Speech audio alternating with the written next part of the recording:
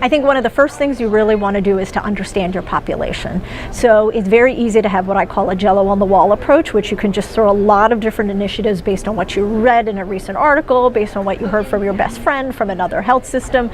But if you don't know your population and what your population needs from looking at the data, then it's very easy to go down this rabbit hole and not be able to scale. You can have 25 programs but still not get to the outcomes that you need.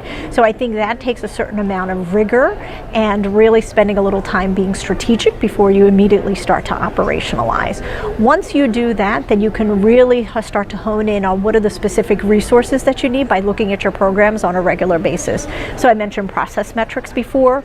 By looking at those process metrics, we really can tell where is the intensity of touch really needed, who is the member of the team that we really need to make sure that we have scalability on. For some of our patients, we're finding it for their clinical needs, we really want to make sure that we have the capacity for our nurses.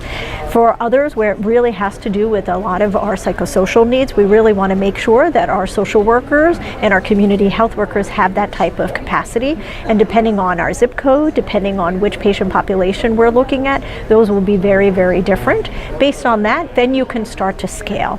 Start with a small population to really, we do pilots all the time.